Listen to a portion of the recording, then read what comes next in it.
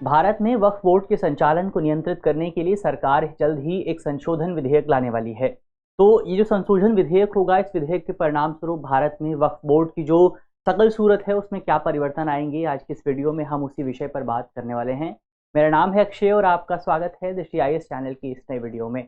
चलिए वीडियो की शुरुआत करते हैं और सबसे पहले एक बार वीडियो की रूपरेखा को समझ लिया जाए, यानी कि इस वीडियो में कौन कौन से पॉइंट्स पर हम यहाँ पर बात करने वाले हैं।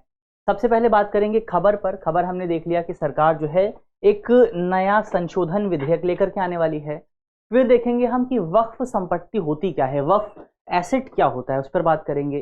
फिर वक्फ बोर्ड क्या होता है उसको भी समझेंगे, और जो सरकार कानून लेकर के आने वाली है उस कानून की वजह से आपको क्या बदलाव देखने को मिल सकते हैं, उन बदलावों पर भी बात करेंगे। और फिर अंत में एक प्रश्न पर भी चर्चा होगी। प्रश्न आपका प्रीलिम्स का है और आप कमेंट बॉक्स में सवाल का जवाब दे सकते हैं। इसके अलावा ये जो हमारा टॉपिक है जीएस पेपर 2 से जुड़ा हुआ है और आप इसको अल्पसंख्यकों से संबंधित मुद्दे यानी कि इश्यूज रिलेटेड टू माइनॉरिटीज इस खंड से जोड़ करके देख सकते हैं। चलिए इसी नोट के साथ वीडियो की शुरुआत करते हैं और सबसे पहले समझा जाए कि आखिर जो वक्फ संपत्ति है वो क्या होती है, वक्फ एसेट क्या होता है। तो वक्फ एसेट की अगर आप बात करें तो ये एक चल संपत्ति भी हो सकती है, मूवेबल प्रॉपर्टी भी हो सकती है और इमूवेबल प्रॉपर्टी भी हो सकती है, अचल संपत्ति भी हो सकती है।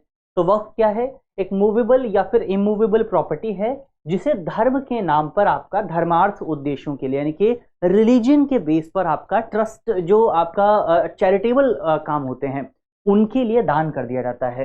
तो ऐसी संपत्तियों को कहा जाता है वक्फ संपत्ति। खासतौर पर जब आप इस्लाम की बात करते हैं तो इस्लाम में अगर आप जो है धर्म के नाम पर कोई संपत्ति दे देते हैं तो उस संपत्ति को आप क्या कहेंगे, उस संपत्ति को कहा जाएगा वक्फ संपत्ति।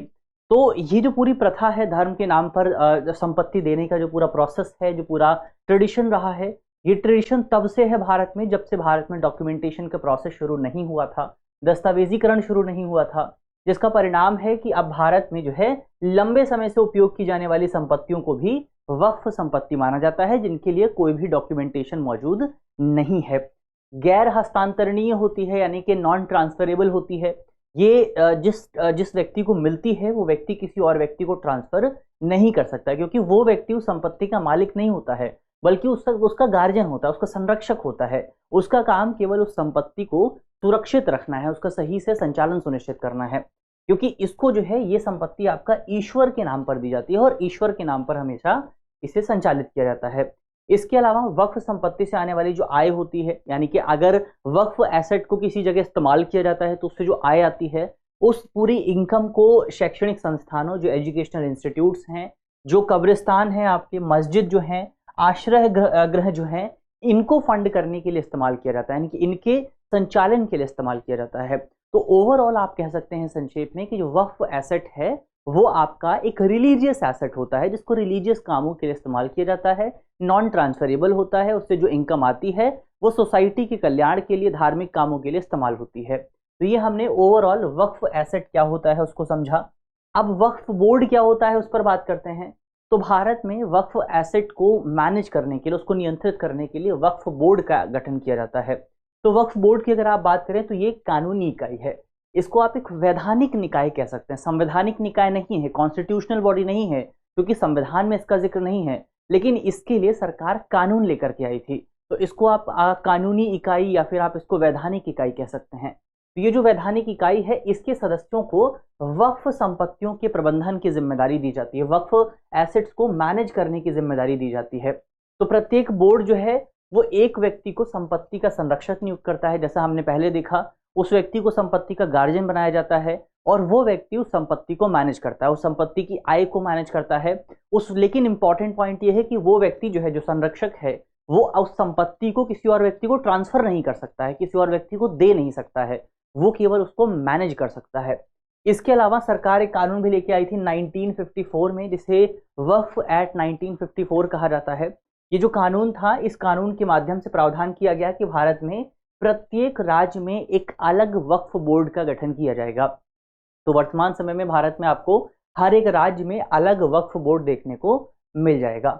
इसके अलावा इन सभी, क्योंकि अलग अलग राज्यों में अलग अलग बोर्ड होते हैं, तो उन सभी बोर्ड्स को मैनेज करने के लिए काउंसिल भी बनाई जाती है, जिस काउंसिल को बनाया गया था 1964 में, जिसका नाम है केंद्रीय वक्फ काउंसिल यानी कि सेंट्रल वक्फ काउंसिल। तो ये जो सेंट्रल वक्फ काउंसिल है ये आपका राज्य स्तरीय बोर्डों की देखरेख करती है, उनको सलाह देती है। इसके अलावा CWC यानी कि सेंट्रल वक्फ काउंसिल जो है वो आपका केंद्र सरकार को भी सलाह देती है, राज्य सरकारों को सलाह देती है, जो बोर्ड है उनको सलाह देती है कि संपत्ति को कैसे मैनेज किया जाए और इसको लेकर के और क्या क्या काम यहाँ पर किए जा सकते हैं।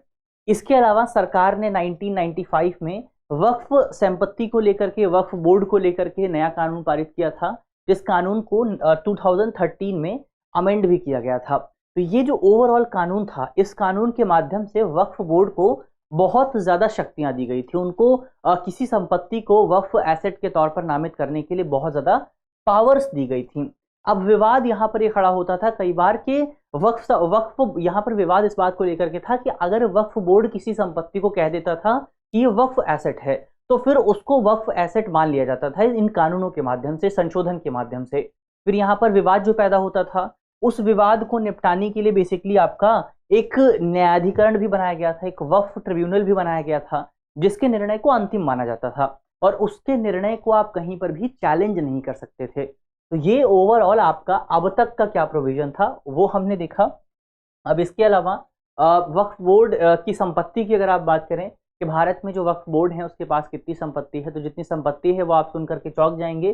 भारत में लगभग 30 के आसपास वक्फ बोर्ड वर्तमान समय में काम करते हैं, जिनके पास तकरीबन 9 लाख एकड़ संपत्ति जो है, 9 लाख एकड़ की संपत्ति, 9 लाख एकड़ की भूमि यहाँ पर, लैंड यहाँ पर उनके पास मौजूद है, जिस लैंड की जो कुल वैल्यू है वो आपका तकरीबन 1.2 लाख करोड़ के आसपास है। 1.2 लाख करोड़ रुपए की संपत्ति आपका भारत के सभी वक्फ बोर्ड के पास मौजूद है। इसके अलावा इस तरह से इतनी बड़ी संपत्ति के माध्यम से वक्फ बोर्ड जो है वो भारत में तीसरा सबसे बड़ा लैंड ओनर बन जाता है। पहले नंबर पर कौन है? पहले नंबर पर है रेलवे। रेलवे के पास भारत में सबसे ज्यादा एसेट मौजूद है, सबसे ज्यादा संपत्ति मौजूद है। दूसरे नंबर पर आता है आपका रक्षा मंत्रालय यानी कि डिफेंस मिनिस्ट्री। डिफेंस मिनिस्ट्री के पास दूसरे नंबर पर सबसे ज्यादा एसेट है और तीसरे नंबर पर आता है आपका वक्फ बोर्ड। तो ये हमने बेसिकली भारत में वक्फ बोर्ड के बारे में बात की, वक्फ बोर्ड क्या है, उसकी इंपॉर्टेंस क्या है, उसको समझा। अब एक बार यहाँ पर किस तरह के बदलाव आने वाले हैं उनकी भी बात कर ली जाए। तो वक्फ बोर्ड के तहत अब आने वाली सभी संपत्तियों की अनिवार्य पुष्टिकरण की जो प्रक्रिया है वो तय कर दी गई है कि अब उन सभी एसेट्स का जो कि वक्फ बोर्ड के अंदर आएंगे, उन एसेट्स की जो है इवैल्यूएशन इंपॉर्टेंट है, उन एसेट्स का सत्यापन इंपॉर्टेंट कर दिया गया, वेरिफिकेशन इंपॉर्टेंट कर दिया गया है। इसके अलावा वैध वक्फनामा भी अनिवार्य कर दिया गया है। अब वक्फनामा क्या होता है? वक्फनामा का मतलब यह है कि पहले क्या होता था, हमने देखा था कि किसी भी संपत्ति को जो है आप ओरली अपने मुंह से बोल करके वक्फ संपत्ति डिक्लेयर कर सकते थे, लेकिन अब सरकार ने यह अनिवार्य बना दिया है कि अगर आप अपनी संपत्ति को वक्फ बोर्ड को देना चाहते हैं बतौर वक्फ संपत्ति, तो आपको इसके लिए एक जो है लीगल डॉक्यूमेंट पेश करना पड़ेगा, जिस लीगल डॉक्यूमेंट का नाम है वैध वक्फनामा। तो आपको वक्फनामा यहाँ पर बना करके देना पड़ेगा। इसके अलावा स्वयं संपत्ति निर्धारित करने की जो शक्तियां हैं उन शक्तियों को सीमित कर दिया गया है और साथ ही जिला कलेक्टर को यह निर्णय लेने का अधिकार है कि कोई भी संपत्ति आपका वक्फ संपत्ति होगी या फिर नहीं होगी। इसके अलावा जो डिसीजन है उस डिसीजन को जो है हाई कोर्ट में भी चैलेंज किया जा सकता है। इसके अलावा वक्फ बोर्ड की संरचना में भी बदलाव किया गया है। अभी तक वक्फ बोर्ड में आपको महिलाओं का प्रतिनिधित्व देखने को नहीं मिलता था, लेकिन अब इस संरचना में बदलाव हुआ है और अब वक्फ बोर्ड में महिलाओं और नॉन मुस्लिम्स को भी रिप्रेजेंटेशन दिया गया है। नए प्रावधानों के मुताबिक, नए बिल के मुताबिक जो है वक्फ बोर्ड में अब आपको 2 महिला सदस्य और 2 गैर मुस्लिम सदस्य जो है देखने को मिल सकते हैं। इसके अलावा वक्फ बोर्ड के जो अधिकार हैं उन अधिकारों को और इनकी शक्तियों को भी यहाँ पर नियंत्रित किया गया है, क्योंकि कई बार वक्फ बोर्ड पर आरोप लगते थे कि वक्फ बोर्ड जो है अपनी शक्तियों का दुरुपयोग कर रहा है। किस तरह से? तो एक मामला सामने आया था, मामला 2022 में तमिलनाडु में सामने आया था। तमिलनाडु वक्फ बोर्ड का मामला था, जहां पर ये देखने को मिला था कि तमिलनाडु वक्फ बोर्ड ने एक पूरे गांव को, जिसका नाम था तिरुचेंदुरई गांव, तो इस पूरे गांव को अपनी संपत्ति घोषित कर दिया था। तो ये एक बड़ा विवाद हमें तमिलनाडु में देखने को मिला था। तो इन्हीं तमाम चीजों को ध्यान में रखते हुए अब यहाँ पर ये बदलाव जो है किए गए हैं। तो अब क्योंकि ये पूरा गांव पर दावा कर दिया था, तो गांव के जो लोग थे उन लोगों के अस्तित्व पर संकट आ गया था कि अब उनका क्या होगा, उनके घरों का क्या होगा। तो ये एक बड़ी समस्या यहाँ पर देखने को मिली थी। तो हमने इस पूरे टॉपिक से जुड़े तमाम सवालों पर बात कर ली है। अब अंत में आपके लिए तमाम इंपॉर्टेंट जो पॉइंट्स थे उन पर बात कर ली है। अब अंत में आपके लिए एक सवाल भी है। सवाल में आपसे पूछा गया है कि हमें 2 कथनों पर विचार करना है। पहला कथन है वक्फ बोर्ड एक संवैधानिक निकाय है। दूसरा कथन है कि भारत के केवल चुनिंदा राज्यों में वक्फ बोर्ड का गठन किया जाता है। हमारे ऑप्शन है, हमें बताना है कि इनमें से कौन सा कथन सही है या फिर सही है। हमारे ऑप्शन है ऑप्शन ए केवल एक, ऑप्शन बी केवल दो, ऑप्शन सी एक और दो दोनों, और ऑप्शन डी ना तो एक और ना ही दो। तो इसका सही जवाब क्या होगा वो जल्दी से आपको कमेंट बॉक्स में बताना है। और मुझे उम्मीद है कि इस वीडियो में हमने जितने भी इंपॉर्टेंट पॉइंट्स पर बात की है वो पॉइंट्स आपको समझ में आए होंगे। और अगर वीडियो आपको पसंद आई है तो वीडियो को लाइक कीजिएगा, अपने दोस्तों के साथ शेयर कीजिएगा, अपने साथियों को इस वीडियो के बारे में बताइएगा। चैनल पर अगर आप नए हैं, आपने अभी तक चैनल को सब्सक्राइब नहीं किया है तो चैनल को सब्सक्राइब भी कर लीजिए ताकि आपको इसी तरह की जो इंपॉर्टेंट जानकारियां हैं आपकी यूपीएससी की तैयारी से जुड़ी हुई वो मिलती रहें। और एक इम्पॉर्टेंट बात ये भी कि अभी तक हमारा कोई भी प्रोग्राम बंद नहीं हुआ है, धीरे धीरे सारे प्रोग्राम चालू होते रहेंगे और जो भी तमाम इंपॉर्टेंट चीज़ें पीछे छूटी हैं वो भी आपको मिलती रहेंगी। बस थोड़ा सा इंतज़ार आपको और करना है, जल्द ही आपके सामने जो है सारी जानकारियां जो है उपलब्ध करा दी जाएंगी। चलिए अब मिलते हैं आपसे अगले वीडियो में, तब तक के लिए अपना ख्याल रखिए, ध्यान रखिए, पढ़ते रहिए। धन्यवाद।